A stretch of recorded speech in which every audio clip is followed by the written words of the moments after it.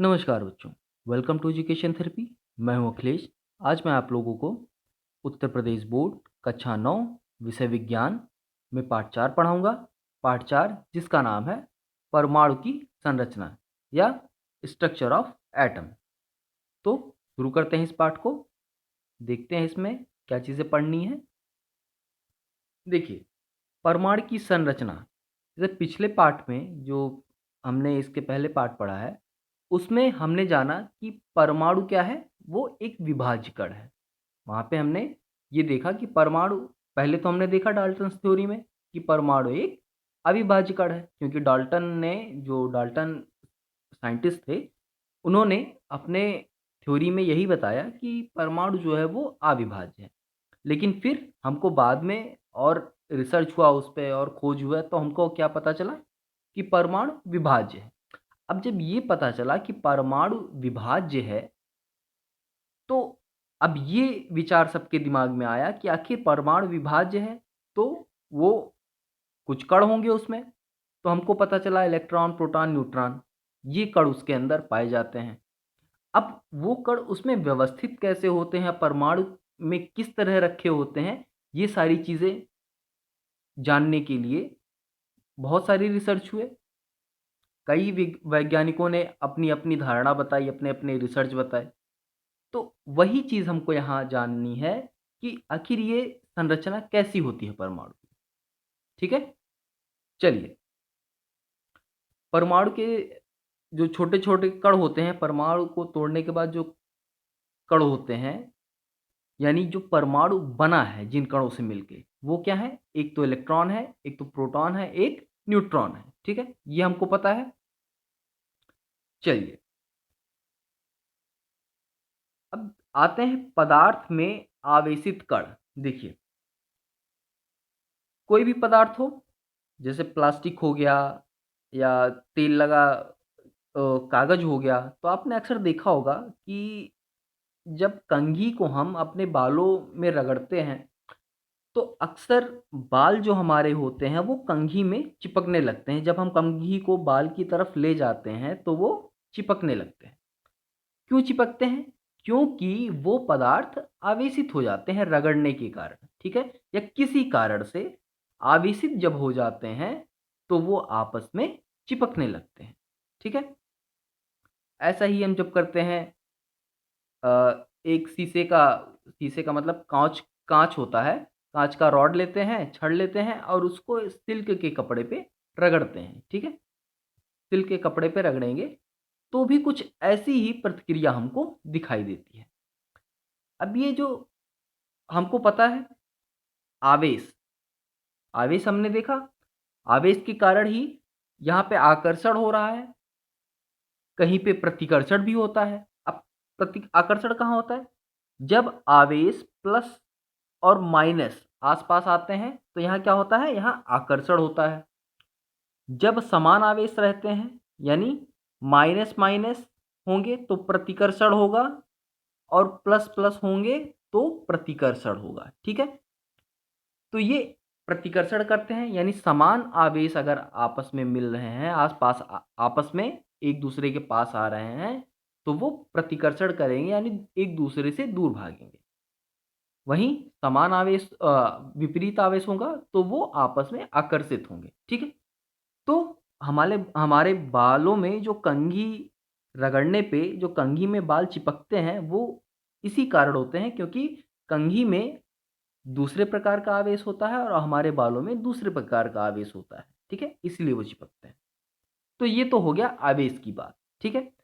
अब आप कहेंगे कि सर, इसमें आवेश का क्या काम है? आवेश का काम है, इसीलिए यहाँ पे आवेश के बारे में बताया गया है। अब धीरे-धीरे हम आगे जाएँगे तो हमें पता चलेगा कि आवेश का काम कहाँ है। चलिए, अब हमको ये पता चला कि परमाणु में जो है वो 3 तरह के कण पाए जाते हैं। एक इलेक्ट्रॉन होता है, एक प्रोटॉन होता है, एक न्यूट्रॉन होता है, ठीक है? ये होता है। अब जो हमारे एक साइंटिस्ट थे, जे टॉमसन, इन्होंने इलेक्ट्रॉन की खोज की थी, ठीक है? टॉमसन से ट्रॉन आप याद रखेंगे, इलेक्ट्रॉन तो ऐसे कुछ याद रहेगा। इन्होंने जो जे टॉमसन थे, इन्होंने इलेक्ट्रॉन की खोज की। ठीक है। फिर जो गोल्ड एक साइंटिस्ट थे गोल्डस्टीन, ठीक है, गोल्डस्टीन इन्होंने खोज की थी प्रोटॉन की। तो दो कण तो हमको यहां मिल गए। एक कण की खोज की थी टॉमसन जी ने और एक कण की खोज की थी गोल्डस्टीन ने। गोल्डस्टीन ने प्रोटॉन को खोजा था और टॉमसन जी ने इलेक्ट्रॉन को खोजा। ठीक है।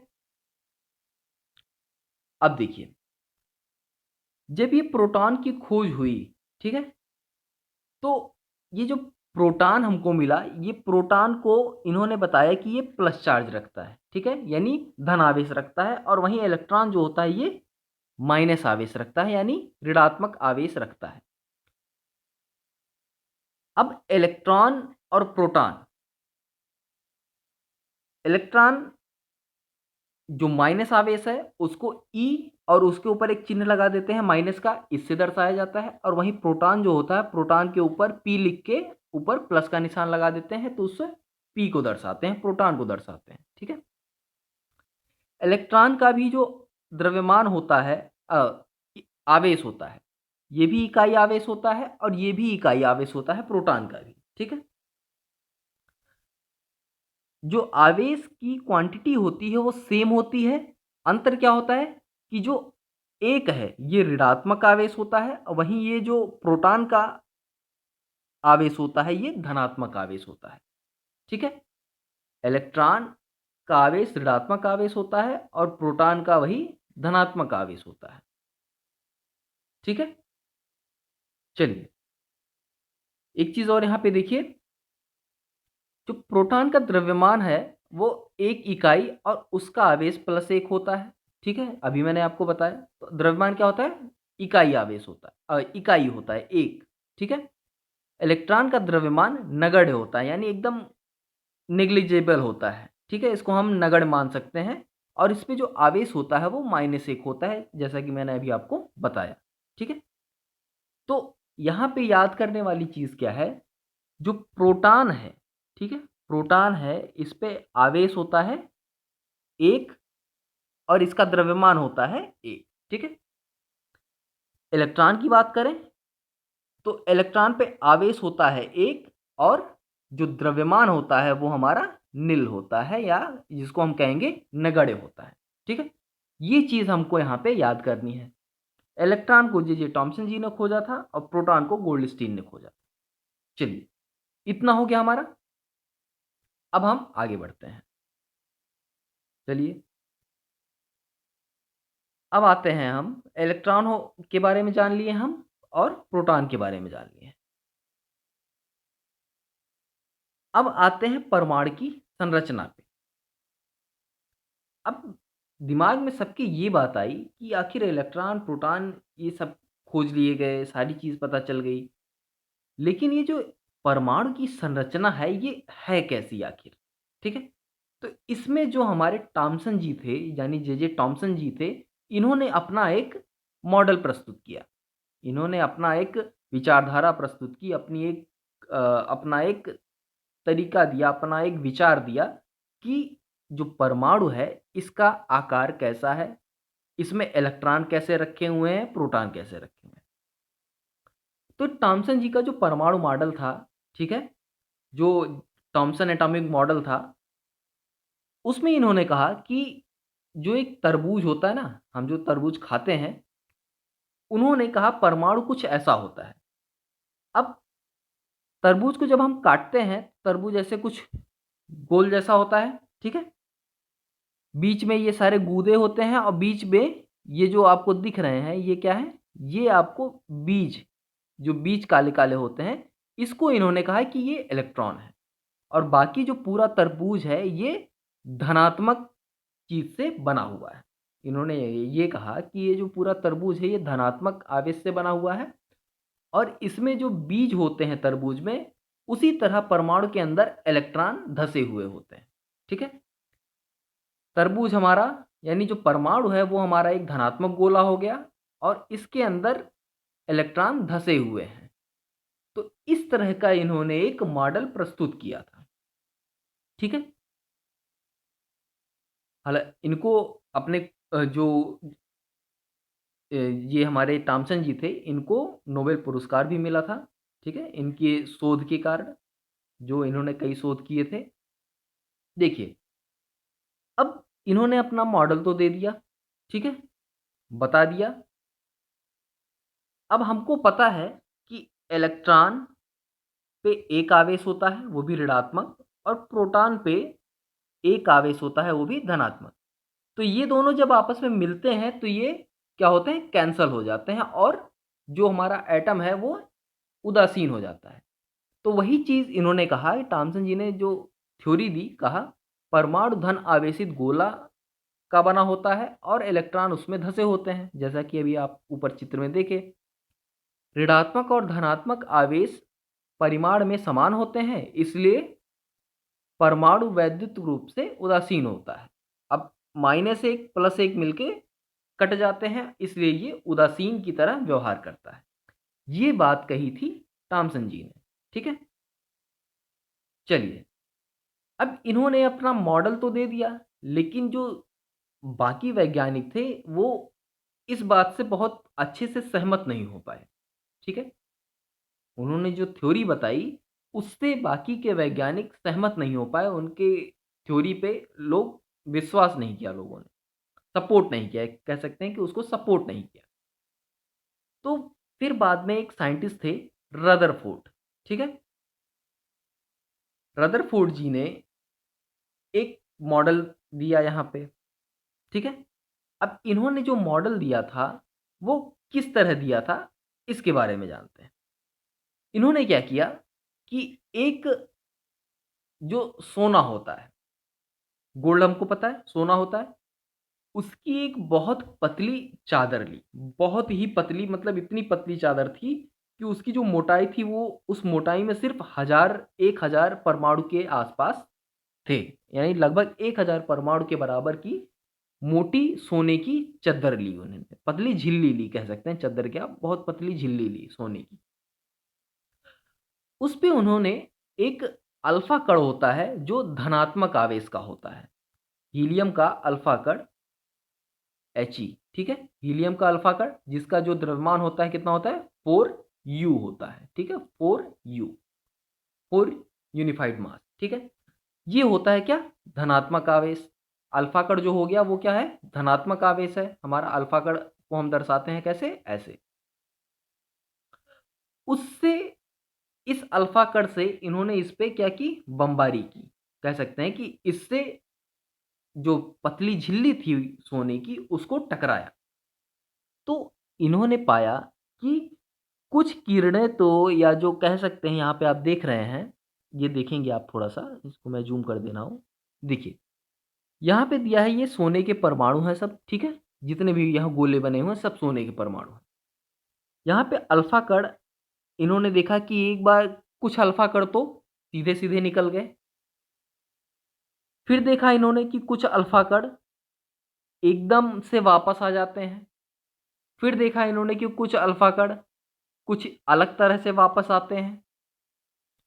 कुछ अल्फा कण हल्का-सा विचलित होते हैं अपने माध्यम से, ठीक है? इन्होंने ऐसे कई सारी चीज़ें देखी यहाँ पे। देखो, यहाँ पे इन्होंने देखा कि ये अल्फा कण थोड़ा-सा विचलित हो गया। तो यहाँ पे हमको ये पता चल गया था कि जो परमाणु है, परमाणु के नाभिक में, यानी जब ये रिसर्च हुआ, ये जो प्रैक्टिकल इन्होंने किया रदरफोर्ड जी ने, ठीक है? रदरफोर्ड जी ने अपने परमाणु मॉडल में जो ये प्रैक्टिकल किया, उससे इन्हें ये पता चल गया, जितना इन्होंने सोचा था, इससे कहीं अलग इनको एक्सपेरिमेंट में चीज़ें मिली। जो ये सोच रहे थे, उससे कहीं ज़्यादा अलग मिली, ठीक है? अब देखिए, ये जो प्रैक्टिकल हुआ, इन्होंने जो काम ये किया, इससे इनको कई चीज़ें पता चली, ठीक है? देखिए क्या-क्या चीज़ें इनको पता चली। यहाँ से देखते हैं। देखिए, परमाणु के भीतर का अधिकतर भाग खाली है, क्योंकि अधिकतर अल्फा कण बिना विक्षेपित हुए सोने की पन्नी के बाहर निकल जाते हैं। अब ये पन्नी के बाहर निकल जाते हैं, मतलब ये जो किरण जा रही है, आप ये देख रहे हैं ना? ये किरण क्या है, ये सीधी निकल गई। इसका मतलब जो परमाणु के ज़्यादातर हिस्सा है परमाणु का वो क्या है, वो खाली है। ठीक है, परमाणु का ज़्यादातर हिस्सा खाली है, इसीलिए अल्फा कण पूरी तरह से एकदम सीधी लाइन के रूप में बाहर निकल गई। तो ये पहला निष्कर्ष इनको मिला। इसके बाद क्या मिला, दूसरा देखते हैं। दूसरा इनको मिला, बहुत कम कण अपने मार्ग से विक्षेपित होते हैं, जिससे यह ज्ञात होता है कि परमाणु में धनावेशित भाग बहुत कम है। अब यहाँ पे आप देख रहे हैं कि इतने सारे किरण यहाँ पे पास हुए, इतने सारे किरण देखिए, इतने सारे जा रहे हैं ना, लेकिन यहाँ पे बहुत कम ही ऐसे कण हैं जो विक्षेपित हो रहे हैं, देखिए। ठीक है, अपने रास्ते से भटक रहे हैं। ठीक है, बहुत कम है। तो इससे इनको ये पता चला कि बहुत छोटा सा एरिया है परमाणु में, बहुत छोटी सी जगह है जो एक धनावेशित जगह है, क्योंकि अल्फा कण, हम मैंने आपको पहले ही बताया कि अल्फा कण धनावेशित होता है, और हमारा जो नाभिक है, कोई कण कब रिफ्लेक्ट होगा, क्योंकि जब धन और धन आवेश मिलेंगे तभी जाके ये प्रतिकर्षण होगा, और प्रतिकर्षण में ये किसी और दिशा में ये किरण चली जाएगी। ठीक है, ये पता चल गया हमको। तो इससे हमको ये पता चला कि जो नाभिक है परमाणु का वो कोई धनावेशित है। ठीक है, किसी प्रकार का धनावेशित कण है इसके नाभिक में। ठीक है, चलिए फिर अगला देखते हैं। बहुत कम अल्फा कण 180 पर विक्षेपित थे, जिससे यह संकेत मिलता है कि सोने के परमाणु का पूर्ण धनावेशित भाग और द्रव्यमान परमाणु के भीतर बहुत कम आयतन में सीमित है। यानी इससे हमको क्या पता चला कि परमाणु का द्रव्यमान और धनावेशित भाग एक बहुत छोटे से आयतन में सीमित है, और इसी कारण से एकदम एक ऐसे किरण गई और इसी रेखा में वापस हो गई, एकदम सीध में 180 डिग्री पे। ठीक है, यही कारण है। तो ये कुछ चीजें इनको अपने एक्सपेरिमेंट से पता चली। ठीक है, अब यहाँ पे इन्होंने एक चीज और बताई कि ये जो नाभिक की त्रिज्या है, यानी जो परमाणु है, परमाणु के नाभिक की त्रिज्या, यानी नाभिक जो बीच में ये केंद्र है, इस परमाणु का जो ये केंद्र है, इसकी त्रिज्या जो है, ये बीच में आपको डार्क चीज ये गोल गोल दिख रहा है ना, जो मैं गोला बना रहा हूँ। ठीक है, इसकी जो त्रिज्या है, इसकी सिर्फ त्रिज्या, इसकी त्रिज्या है 10 की घात 5 गुना छोटी है। यानी जो परमाणु की त्रिज्या है, परमाणु की त्रिज्या से 10 की घात 5 गुना नाभिक की त्रिज्या छोटी होती है। ठीक है, यानी इतनी चीज इन्होंने बताई। अब जो पूरी चीज इन्होंने बताई, एकदम कंक्लूजन जो इन्होंने बताया वो देखिए। परमाणु का केंद्र धनावेशित होता है, इन्होंने ये बताया, जिससे जिसे नाभिक कहा जाता है, यानी न्यूक्लियस कहा जाता है। एक परमाणु का लगभग संपूर्ण द्रव्यमान नाभिक में होता है। इलेक्ट्रॉन नाभिक के चारों ओर वर्तुलाकार मार्ग में चक्कर लगाते हैं। नाभिक का आकार परमाणु के आकार की तुलना में काफी कम होता है। तो जाहिर सी बात है, नाभिक का आकार परमाणु के आकार में कम होगा, इसीलिए उन्होंने पहले ही बताया कि जो परमाणु की त्रिज्या होती है उससे 10 की घात 5 गुना जो नाभिक की त्रिज्या होती है वो छोटी होती है। तो यहाँ पे पहला और तीसरा और दूसरा लगभग ये, मतलब पहला तीसरा तो एकदम सही थे, दूसरा भी सही था, लेकिन कुछ हद तक कुछ वैज्ञानिकों को ये चीज़ें मतलब समझ में नहीं आई। समझ में ना आने का मतलब कि वैज्ञानिक ये कहने लगे कि अगर ये वर्तुलाकार मार्ग में चक्कर काटते हैं, तो जो इस चक्कर काटने के कारण जो परमाणु होंगे वो स्थिर नहीं होंगे। ठीक है, स्थिर नहीं होंगे, जबकि हमको पता है कि परमाणु क्या है, स्थिर है। हमको ये अच्छे से पता है, हम पहले ही पढ़ चुके हैं कि परमाणु जो है स्थिर होता है। तो ये चक्कर काटने वाला सिस्टम अगर है तो इन्होंने कहा कि ये स्थिर नहीं होगा। तो इस चीज को सिद्ध करने के लिए जो एक साइंटिस्ट थे नील्स बोर, ठीक है, उन्होंने एक थ्योरी दी। अब देखिए थ्योरी क्या थी। अभी जो मैंने आपको बात बताई, ये वर्तुलाकार मार्ग में चक्कर करने वाला, ये थी रदरफोर्ड के परमाणु मॉडल की कमियां, मतलब थोड़ा सा ड्रॉबैक था, कह सकते हैं ये इसका ड्रॉबैक था। क्या था? अस्थायी हो पाना संभव नहीं है। क्या वर्तुलाकार मार्ग पे अगर इलेक्ट्रॉन चक्रण कर रहा है, चक्कर काट रहा है, तो परमाणु अस्थायी नहीं होगा। लेकिन हमको क्या पता है? हमको पता है कि जो परमाणु होता है वो स्थिर होता है, ठीक है? यानी अस्थायी होता है। तो जब ये हमको पता है, तो इस चीज़ को जो एक साइंटिस्ट थे नील्स बोर, उन्होंने इस पे एक थ्योरी दी और इस बात को एक तरह से सिद्ध किया कि परमाणु में जो चक्रण होता है वो किस तरह से होता है। तो देखिए, इन्होंने बताया कि परमाणु जो है, देखिए, ये है परमाणु। ये परमाणु है हमारा, ये पूरा हमारा एक परमाणु है, ठीक है? ये परमाणु का केंद्र है, ठीक है? इन्होंने कहा नील्स बोर जी ने कि जो इलेक्ट्रॉन है इलेक्ट्रॉन है वो एक निश्चित क्षेत्र में, एक निश्चित सेल में या एक निश्चित कक्षाओं में, या जिसको हम कोष भी कहते हैं, एक निश्चित कोष में एक निश्चित संख्या में ही चक्रण करते हैं, ठीक है? एक निश्चित कोष में और एक निश्चित संख्या में ही जो सेल्स होते हैं या कोष होते हैं या जो कक्षाएं होती हैं, उसमें चक्रण करते हैं, यानी उसमें घूमते हैं। तो इसको इन्होंने कैसे समझाया, कैसे बताया? तो इन्होंने जो कक्षाओं के नाम थे, यानी जो सेल्स हैं, उनका नाम दिया। जो न्यूक्लियस के सबसे पास वाला सेल है, उसको इन्होंने कहा के, जिसकी वैल्यू 1 होती है। फिर उन्होंने कहा एल, फिर एम और फिर एन, यानी के की वैल्यू 1, एल की वैल्यू 2 और एम की वैल्यू यहाँ पे 3 और एन बराबर 4, ठीक है?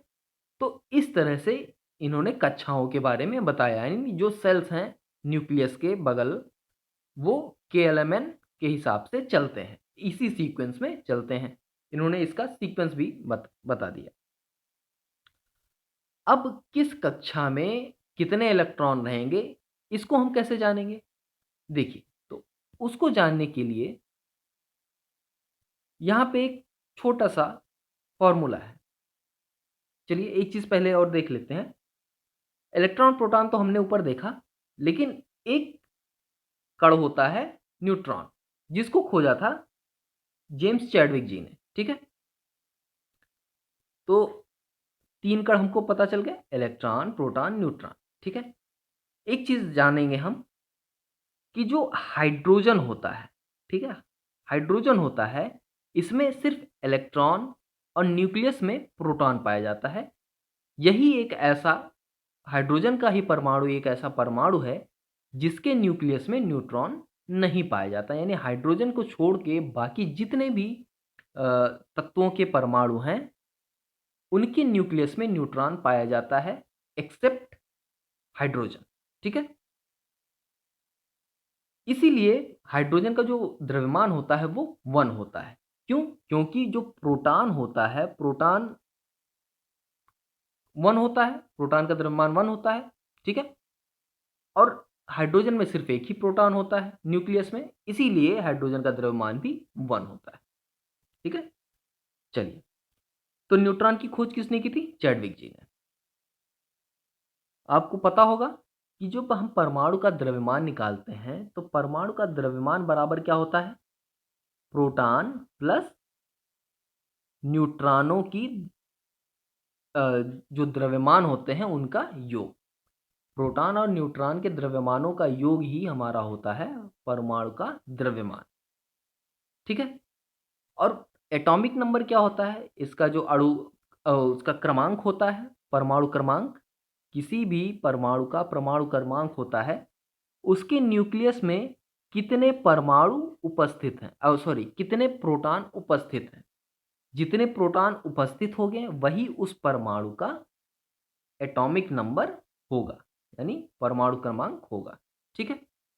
चलिए, अब आते हैं कि हम जो के एल एम एन ये सेल हैं, इनको हम कैसे भरेंगे? किस सीक्वेंस में कितने इलेक्ट्रॉन किस सेल में जाएँगे?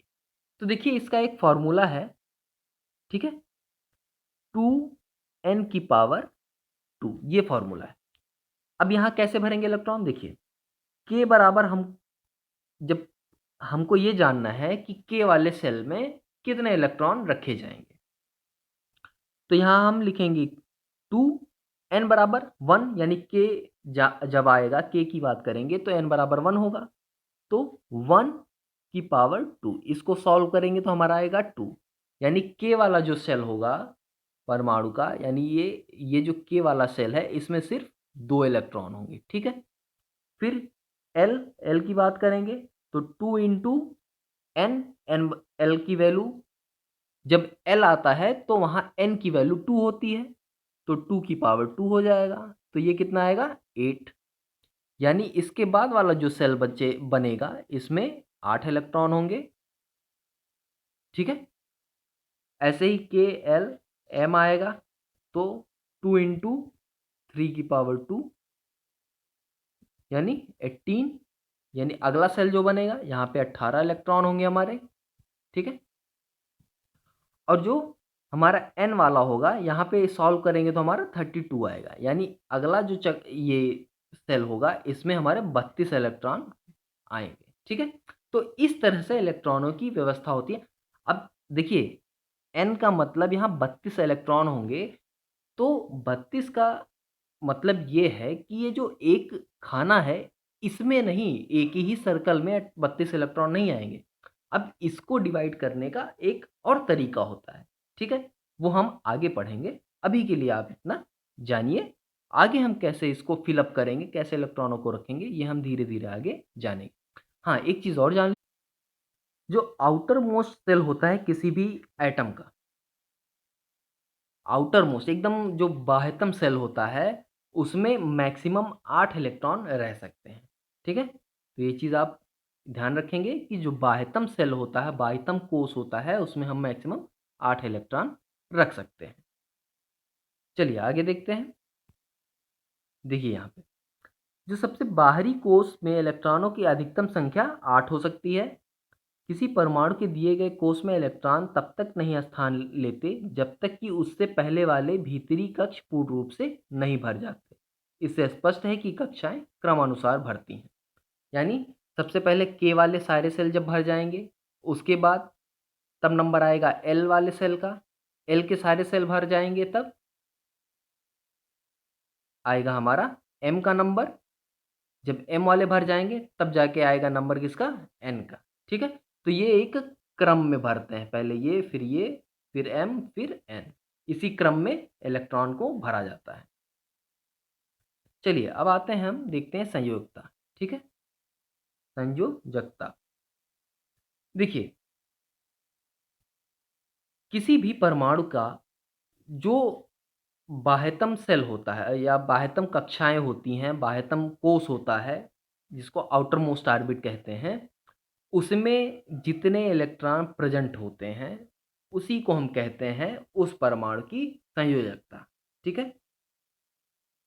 किसी भी परमाणु के जो बाह्यतम सेल होते हैं उस सेल में मौजूद इलेक्ट्रॉनों की संख्या ही उस परमाणु की संयोजकता कहलाती है, ठीक है। साधारण सिंपल सी भाषा में यही होता है संयोजकता।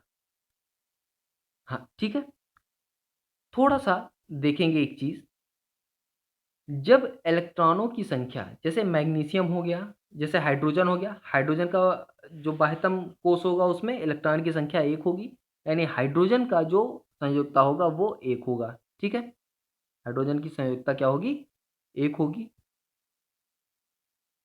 उसके बाद अब देखें हीलियम की, तो हीलियम जो है उसका जो कोष होगा बाह्यतम कोष, उसमें इलेक्ट्रॉनों की संख्या कितनी होगी, 2। लेकिन अब आप यहाँ एक चीज देखिए कि जो सेल है बाह्यतम सेल, यानी एटॉमिक नंबर हीलियम का कितना होता है, 2।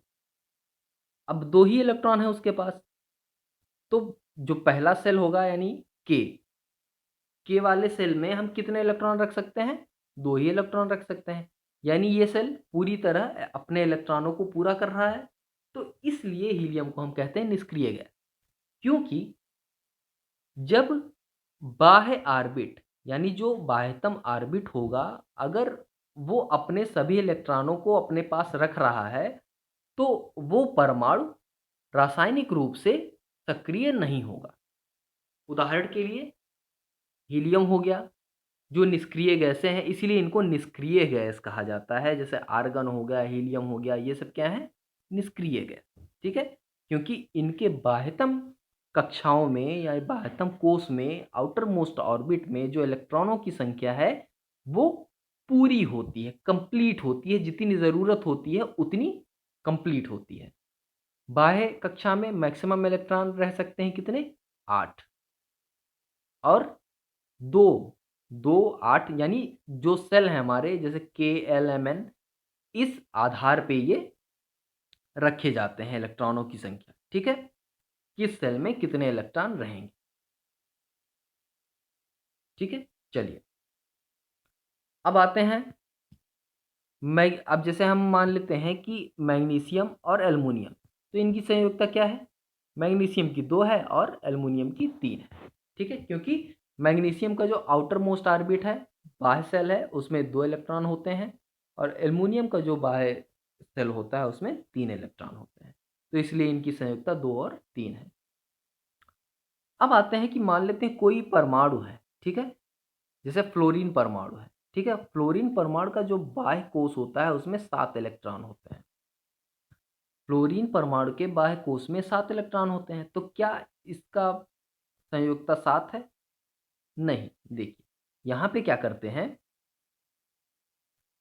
7 इलेक्ट्रॉन को निकालने से अच्छा है कि ये 1 इलेक्ट्रॉन प्राप्त कर ले। अब प्राप्त करने का मतलब अच्छा से नहीं है, मतलब यह है कि 7 इलेक्ट्रॉन को निकालने में इसको ज़्यादा मेहनत करनी पड़ेगी, ठीक है? इस परमाणु को। इससे अच्छा कि भई ये किसी से 1 इलेक्ट्रॉन प्राप्त कर ले और अपना जो कोश है, अपना जो ऑर्बिट है, इसको कंप्लीट कर ले, ठीक है? तो 8 इलेक्ट्रॉन इसके कंप्लीट हो जाएँगे। अब 7 इलेक्ट्रॉन को निकालने में इसको ज़्यादा ऊर्जा खत्म करनी पड़ेगी। वहीं 1 इलेक्ट्रॉन को प्राप्त करने में उतनी ऊर्जा नहीं खत्म करनी पड़ेगी, उस यानी ये काम आसान है। इसीलिए यहाँ पे क्या होगा, ये 1 इलेक्ट्रॉन प्राप्त कर लेगा और अपना ऑर्बिट पूरा कर लेगा। अब ये कैलकुलेट करने के लिए बताया गया है कि आउटर मोस्ट ऑर्बिट में इलेक्ट्रॉनों की संख्या होती है 8, ठीक है? मैक्सिमम। तो 8 में से जितने आउटर मोस्ट ऑर्बिट में इलेक्ट्रॉन उपलब्ध हैं, तो 7 उपलब्ध हैं परमाणु में, तो 7 घटा देंगे और बचेगा हमारा क्या? 1। यानी फ्लोरीन परमाणु की जो संयोजकता है वो कितनी हो जाएगी? वो 1 हो जाएगी। यानी 1 इलेक्ट्रॉन अभी ये परमाणु प्राप्त कर ले फ्लोरीन परमाणु का, तो ये संयोजकता अपनी कर लेगा, ठीक है? चलिए, अब यहाँ पे एक टेबल है, इस टेबल में कई परमाणुओं की संयोजकता दी गई है, किस तरह से एटम्स को रखा गया है, ये सारी चीज़ें बताई गई हैं। अब जैसे यहाँ पे देखिए, यहाँ पे हाइड्रोजन का हमने देखा परमाणु संख्या 1 होता है और इसका संयोजकता 1 होता है। हीलियम का परमाणु संख्या 2 है, संयोजकता 0 है, ठीक है? क्योंकि जो K वाला सेल है ये कंप्लीटली फुलफिल हो जाता है, क्योंकि इस जो K ऑर्बिट है, K सेल है, इसमें मैक्सिमम 2 ही इलेक्ट्रॉन रह सकते हैं। तो ये अपना ऑर्बिट कंप्लीट कर लेता है, इसीलिए इसकी संयोजकता 0 हो जाती है। लिथियम का अगर देखेंगे तो 3 होता है एटॉमिक नंबर और ये संयोजकता 1 होती है, ठीक है? ऐसे ही यहाँ पे देखेंगे फ्लोरीन का, तो फ्लोरीन के कितना होता है? 9 होता है atomic number, outer most orbit में 7 होता है और 8 - 7 करेंगे तो संयोजकता 1 आ जाएगी, ठीक है? सेम ऐसे ही यहाँ पे ऑक्सीजन का देखेंगे, ऑक्सीजन का 8 होता है, आउटर मोस्ट ऑर्बिट में 6 इलेक्ट्रॉन आएँगे, ठीक है? अब 8 - 6 कर देंगे तो ऑक्सीजन की संयोजकता आ जाएगी हमारी कितनी? 2, ठीक है?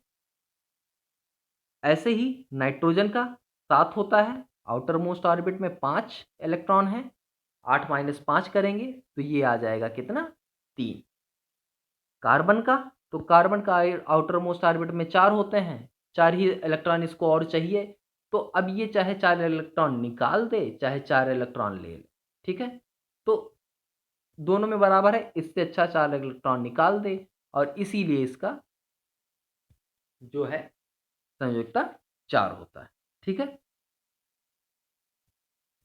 ऐसे ही हम देखते हैं आर्गन। ये जो ऑर्गन है, आर्गन का 18 होता है, आउटर मोस्ट ऑर्बिट में आपको 8 मिलेगा, यानी आउटर मोस्ट ऑर्बिट में 8 इलेक्ट्रॉन अगर हैं तो ये इसका ऑर्बिट जो है कंप्लीट है। कंप्लीट है तो ये क्या होगा, संयोजकता इसकी 0 होगी, यानी ये एक निष्क्रिय गैस होगी, ठीक है, यानी ये कोई रिएक्शन नहीं करेगी। चलिए, ये हो गया आपका संयोजकता। अब आते हैं हम परमाणु संख्या तथा द्रव्यमान संख्या। तो देखिए, ये चीज़ तो आप पहले भी पढ़े हैं, यहाँ पे एक बार और रिवाइज कर लेते हैं। देखिए, परमाणु संख्या किसी भी परमाणु में उपलब्ध प्रोटॉनों की संख्या को ही हम कहते हैं परमाणु संख्या, ठीक है? प्रोटॉनों की संख्या को ही हम कहते हैं परमाणु संख्या, जिसको हम दर्शित किससे करते हैं, कैपिटल जेड से, ठीक है? चलिए, अब आता है कि द्रव्यमान संख्या क्या होता है, यानी एटॉमिक मास। देखिए, यहाँ पे प्रोटॉन प्लस न्यूट्रॉन, यानी प्रोटॉनों की संख्या और न्यूट्रॉनों की संख्या, उनका उनके द्रव्यमानों का जो जोड़ होगा वही द्रव्यमान संख्या होगी उस परमाणु की, ठीक है? अब यहाँ पे प्रोटॉन, जितने नंबर ऑफ प्रोटॉन प्रेजेंट हैं उनका द्रव्यमान, जितने नंबर ऑफ न्यूट्रॉन प्रेजेंट हैं उनका द्रव्यमान, इनको हम जोड़ देंगे तो हमारा मिल जाएगा हमको क्या, द्रव्यमान संख्या, ठीक है? तो इस तरह से हम परमाणु संख्या और द्रव्यमान संख्या ज्ञात करते हैं। प्रोटॉन और न्यूट्रॉन हमारे नाभिक में उपस्थित होते हैं, इलेक्ट्रॉन हमारा ऑर्बिट में उपस्थित होता है, जो नाभिक के चारों ओर चक्कर काटता है। लिखते कैसे हैं, लिखने का तरीका भी हम देख लेते हैं।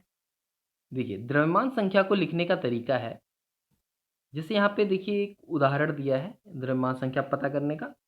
देखिए, कार्बन है, कार्बन का द्रव्यमान होता है 12U, ठीक है? 12U कैसे होता है ये भी जान लीजिए। इसके नाभिक में 6 प्रोटॉन होते हैं और 6 न्यूट्रॉन होते हैं। तो 6 प्रोटॉन, और सभी जैसे प्रोटॉन है तो एक प्रोटॉन का 1U होता है, तो 6 प्रोटॉन का 6U होगा। ऐसे ही एक न्यूट्रॉन का 1U होता है, तो 6 न्यूट्रॉन का 6U हो गया। इसको जब जोड़ते हैं तो हमारा 12 आ जाता है, यानी 12 यूनिफाइड मास, यही हो जाता है हमारा कार्बन का द्रव्यमान। ऐसे ही एल्युमिनियम का द्रव्यमान 27U होता है। कैसे? क्योंकि इसके अंदर जो न्यूक्लियस होता है एल्युमिनियम के परमाणु का, इसमें 13 प्रोटॉन उपलब्ध होते हैं और 14 न्यूट्रॉन उपलब्ध होते हैं।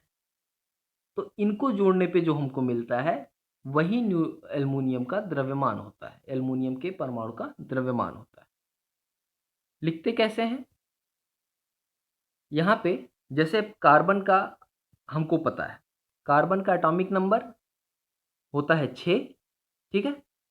और जो हमारा होता है द्रव्यमान वो होता है 12। तो कार्बन का प्रतीक होता है C, ये C हम लिखेंगे। देखिए यहाँ पे C लिखेंगे। परमाणु संख्या नीचे लिखेंगे, 6 होता है, और जो हमारा द्रव्यमान संख्या होता है उसको हम यहाँ पे लिखेंगे। तो इस तरह से हम तत्वों के जो प्रतीक होते हैं उनका इस्तेमाल करके हम परमाणु संख्या और द्रव्यमान संख्या को दर्शित करते हैं, ठीक है? चलिए, अब आते हैं हम समस्थानिक।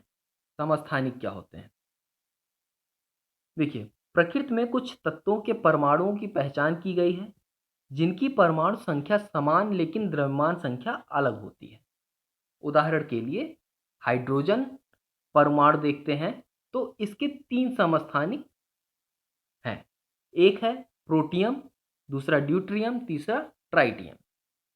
अब आप यहाँ पे देख रहे होंगे जो प्रोटियम है इसको हम लिखते हैं 1H1। जिस हाइड्रोजन की बात हम करते हैं वो यही हाइड्रोजन होता है प्रोटियम। अब इसके एक और समस्थानी की बात करें तो उसको हम लिखते हैं 1H2 और एक और की बात करें तो इसको हम लिखते हैं 1H3। ठीक है, 1H1 को हम प्रोटियम कहते हैं, 1H2 यानी इसको हम ड्यूट्रियम कहते हैं और 1H3 को यानी इसको हम ट्राइटियम कहते हैं।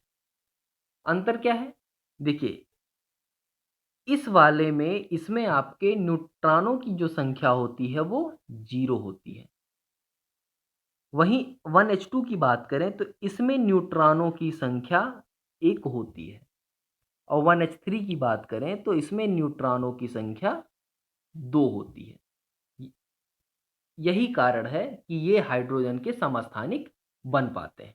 ठीक है, एक में न्यूट्रॉन की संख्या 0 होती है, एक में 1 होती है और जो आखिरी वाला ट्राइटियम होता है उसमें न्यूट्रॉन की संख्या 2 होती है। बाकी प्रोटॉनों की संख्या उतनी ही होती है और साथ में जो हमारा फर्क होता है वो किस में फर्क हो जाता है, फिर द्रव्यमान में फर्क हो जाता है। ठीक है, देखिए प्रोटॉन की संख्या सेम है तो इसका मतलब एटॉमिक नंबर सेम है। तो वही चीज यहाँ कहा गया है कि जो समस्थानिक होते हैं उनके जो समस्थानिक होते हैं उनके परमाणुओं का जो एटॉमिक नंबर यानी जो परमाणु क्रमांक होता है वो समान होता है, लेकिन जो द्रव्यमान होता है वो अलग होता है, वो डिफरेंट होता है द्रव्यमान संख्या। ठीक है, तो ऐसे तत्वों को हम कहते हैं क्या, समस्थानिक। ठीक है, जिनके परमाणु संख्या बराबर हो लेकिन द्रव्यमान संख्या भिन्न हो, ऐसे तत्वों को हम ऐसे परमाणुओं को हम समस्थानिक कहेंगे। चलिए, तो ये था समस्थानिक। अब आ जाते हैं हम यहाँ पे देखते हैं समस्थानिकों का अनुप्रयोग क्या है, ये भी जान लीजिए। कुछ समस्थानिक के विशेष गुण होते हैं जिनका उपयोग हम विभिन्न क्षेत्रों में करते हैं। उनमें से कुछ देखिए यहाँ पे कहाँ कहाँ करते हैं। यूरेनियम के एक समस्थानिक का उपयोग परमाणु भट्ठी यानी जो एटॉमिक रिएक्टर होता है। एटॉमिक रिएक्टर क्या होता है, एटॉमिक रिएक्टर एक समझ लीजिए एक ऐसी चीज है, भट्ठी है, जिसका उपयोग हम विद्युत उत्पन्न करने में करते हैं। ठीक है, उसी को हम कहते हैं एटॉमिक रिएक्टर। तो यूरेनियम का एक समस्थानिक है जिसका उपयोग हम एटॉमिक रिएक्टर में ईंधन के रूप में करते हैं। कैंसर के उपचार में कोबाल्ट के समस्थानिक का उपयोग होता है। घेंघा रोग के इलाज में आयोडीन के समस्थानिक का उपयोग होता है। तो इस तरह से हम समस्थानिक परमाणुओं का, तत्वों का उपयोग भी करते हैं। अब आते हैं हम समभारिक क्या होता है। ठीक है, यहाँ पे हम देखेंगे कि ये समभारिक क्या होता है। देखिए, दो तत्वों कैल्शियम परमाणु जिसका संख्या कितना है 20 और आर्गन का परमाणु संख्या 18। तो हमें यहाँ कैल्शियम और आर्गन के परमाणु संख्या दिया गया है। कैल्शियम का है हमारा 20 और आर्गन का है 18। तो इसको हम अपने दिमाग में बैठा के चलेंगे। देखिए, परमाणुओं में प्रोटॉन की संख्या भिन्न भिन्न है। जाहिर सी बात है, प्रोटॉन की संख्या भिन्न है तभी इसके परमाणु संख्या भिन्न है यानी एटॉमिक नंबर अलग अलग है। दोनों तत्वों की द्रव्यमान संख्या 40 है। अब देखिए, समभारिक हमको नाम से ही पता चल रहा है कि ये भार के बारे में बात कर रहा है।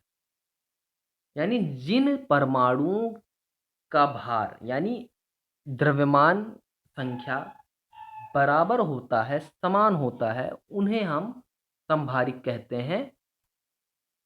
लेकिन परमाणु क्रमांक भिन्न हो, परमाणु क्रमांक जिन परमाणुओं का परमाणु क्रमांक भिन्न हो और द्रव्यमान संख्या बराबर हो उसे हम कहेंगे समभारिक।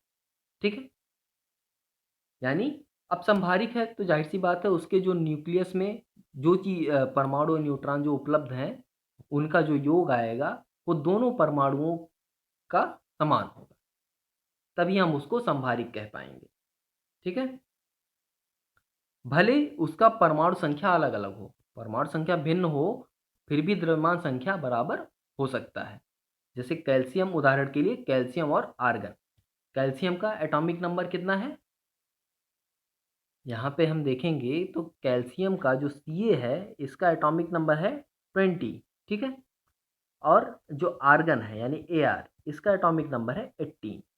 लेकिन अब इन दोनों का जो एटॉमिक मास है, यानी एटॉमिक मास की बात करें अगर हम, तो ये होता है कितना, 40। ये इन दोनों का एटॉमिक मास इतना ही होता है। तो ऐसे तत्वों को हम, ऐसे परमाणुओं को हम संभारिक कहें। ठीक है, उम्मीद है संभारिक भी आप समझ गए होंगे। संभारिक और एक है आपका क्या, समस्थानिक। तो समस्थानिक में आपका जो प्रोटॉनों की संख्या है वो समान होती है, यानी एक तरह से एटॉमिक नंबर समान होगा, लेकिन जो द्रव्यमान होगा उनका द्रव्यमान संख्या भिन्न होगी। लेकिन संभारिक में द्रव्यमान संख्या समान होगी और एटॉमिक नंबर समान और भिन्न हो सकते हैं।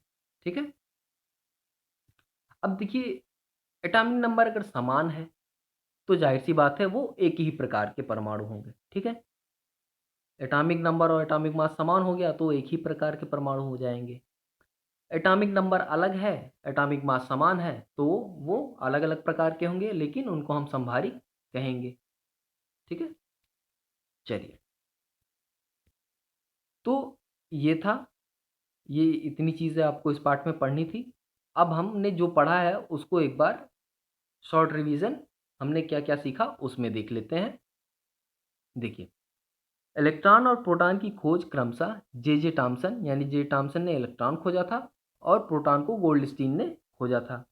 जे टॉमसन ने यह प्रस्तावित किया था कि इलेक्ट्रॉन धनात्मक गोले में धंसे होते हैं, यानी जो इन्होंने बताया कि तरबूज की तरह एक धनात्मक गोला होता है परमाणु, जिसमें तरबूज में जिस तरह बीज धंसे होते हैं उसी प्रकार परमाणु में इलेक्ट्रॉन धंसे होते हैं, ये इन्होंने बताया था। फिर आगे देखते हैं, रदरफोर्ड के अल्फा कणों का प्रकीर्णन प्रयोग ने परमाणु केंद्रक की खोज की। ठीक है, जाहिर सी बात है, अल्फा कण धनात्मक होते हैं, वही धनात्मक कण जब रिफ्लेक्ट होके वापस आए, परावर्तित होके वापस आए, तो इससे ये पता चला कि जो परमाणु में एक ऐसी जगह है जो धनात्मक चार्ज युक्त है, धनात्मक आवेश रखती है, इसी कारण अल्फा कण वापस हो गए।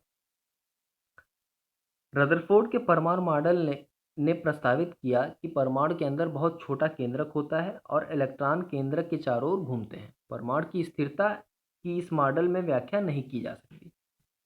यही चीज़ अच्छे से व्याख्या नहीं हो पाई थी, बाकी चीज़ें तो रदरफोर्ड के मॉडल में क्लियर थी। बस यही नहीं अच्छे से ये व्याख्यात कर पाए, समझा पाए कि जो स्थिरता है परमाणु की वो कैसे सिद्ध की जाए। क्योंकि और ये स्थिरता सिद्ध किसने की, एक साइंटिस्ट थे नील्स बोर। तो नील्स बोर द्वारा दिया गया परमाणु मॉडल अधिक सफल था। उन्होंने प्रस्तावित किया कि इलेक्ट्रॉन केंद्रक के चारों ओर निश्चित ऊर्जा के साथ अलग अलग कक्षाओं में वितरित या चक्कर काटते हैं। अगर परमाणु सबसे बाहरी कक्षाएं भर जाती हैं तो परमाणु स्थित होगा, यानी जो परमाणु की जो बाहरी कक्षा है एकदम वो भर जाए तो वो स्थिर होगा और कम क्रियाशील, जैसे हमारा हीलियम और आर्गन। फिर देखते हैं, जेम्स चैडविक ने परमाणु के अंदर न्यूट्रॉन की उपस्थिति को खोजा। इस प्रकार परमाणु के 3 अपरमाणु कण हैं, इलेक्ट्रॉन, प्रोटॉन और न्यूट्रॉन। इलेक्ट्रॉन ऋण आवेशित होते हैं, प्रोटॉन धन आवेशित होते हैं और न्यूट्रॉन हमारा अनावेशित यानी न्यूट्रल होता है। इस पे कोई आवेश नहीं होता, न्यूट्रॉन हमारा उदासीन होता है। इलेक्ट्रॉन का द्रव्यमान हाइड्रोजन परमाणु के द्रव्यमान के 1/2000 गुना होता है। प्रोटॉन और न्यूट्रॉन के प्रत्येक का द्रव्यमान 1 इकाई लिया जाता है। प्रोटॉन और न्यूट्रॉन का जो द्रव्यमान होता है वो 1 माना जाता है। ठीक है, परमाणु के कक्षों यानी जो सेल होते हैं को KLMN नाम दिया गया। संयोजकता परमाणु का संयोजन शक्ति है, यानी वो दूसरे परमाणु से किस तरह से, यानी कितने हाथों को मिला के दूसरे से जुड़ सकता है, वही उसकी संयोजकता है। अब किसी परमाणु की संयोजकता 1 है, तो समझ लीजिए उसके पास 1 हाथ है, वो एक ही हाथ मिला के कर पाएगा संयोजकता संयोजन। किसी परमाणु में के बाहरी कोश में 2 इलेक्ट्रॉन हैं, तो इसका मतलब उसके पास 2 हाथ हैं। वो 2 हाथों से संयोजन दूसरे परमाणु से कर पाएगा, ठीक है? तो इस तरह से हम संयोजकता को समझ सकते हैं। फिर देखते हैं, एक तत्व की परमाणु संख्या केंद्रक में विद्यमान प्रोटॉनों की संख्या के बराबर होती है। तो परमाणु संख्या बराबर होती है प्रोटॉनों की संख्या की। परमाणु के द्रव्यमान संख्या केंद्रक में विद्यमान न्यूक्लियसों की संख्या के बराबर होती है। अब न्यूक्लियस में 2 चीज़ें प्रेजेंट होती हैं, प्रोटॉन और न्यूट्रॉन, तो उनका टोटल हम कर लेंगे, जो योग आएगा वही द्रव्यमान संख्या हो जाएगा। समस्थानिक एक ही तत्व के परमाणु हैं जिनकी द्रव्यमान संख्या भिन्न होती है, ठीक है? इनका एटॉमिक नंबर सेम होता है और द्रव्यमान संख्या यानी एटॉमिक मास अलग अलग होता है, उसको हम समस्थानिक कहते हैं। समभारिक वे परमाणु हैं जिनकी द्रव्यमान संख्या समान लेकिन परमाणु संख्या भिन्न होती है, ठीक है? एटॉमिक नंबर भिन्न होता है लेकिन जो एटॉमिक मास है वो सेम होता है, उसको हम समभारिक कहते हैं। अब देखिए, भार का मतलब द्रव्यमान, भार का मतलब द्रव्यमान, तो हमेशा याद रखिएगा समभारिक यानी समान द्रव्यमान का। इस तरह से हम रिलेट कर सकते हैं। तत्वों को उनके प्रोटॉन की संख्या के आधार पर परिभाषित किया जा सकता है, ठीक है? तो इतनी चीज़ें हम पढ़े हैं इस पाठ में। अब यहाँ से हमारा क्या अभ्यास प्रश्न स्टार्ट हो गया है, ठीक है? उम्मीद है मुझे मैं इतना उम्मीद करता हूँ कि जो चीज़ें मैंने आपको इस पाठ में पढ़ाई है वो आपको समझ में आई होगी। कहीं कोई दिक्कत है तो प्लीज़ कमेंट बॉक्स में ज़रूर पूछिएगा, मैं आपकी वो दुविधा दूर करने की पूरी कोशिश करूँगा। अब ये सारे अभ्यास प्रश्न आप एक बार कोशिश करिएगा हल करने की। अगर हल नहीं होता, कोई बात नहीं, मैं आगे इसको हल कराने की कोशिश करूँगा। जितने भी प्रश्न हैं इस पाठ में, सारे प्रश्न मैं आपको ज़रूर हल कराऊँगा। पर एक बार आप लोग खुद से भी इसको हल करने की कोशिश ज़रूर करिएगा। तो ये पाठ आपका आज समाप्त हो गया पढ़ा के। वीडियो अगर पसंद आई हो तो प्लीज़ चैनल को सब्सक्राइब करें, वीडियो को शेयर भी करें और लाइक बटन को ज़रूर हिट करें। तो आज के लिए बस इतना ही, मिलते हैं नेक्स्ट वीडियो में, तब तक के लिए धन्यवाद।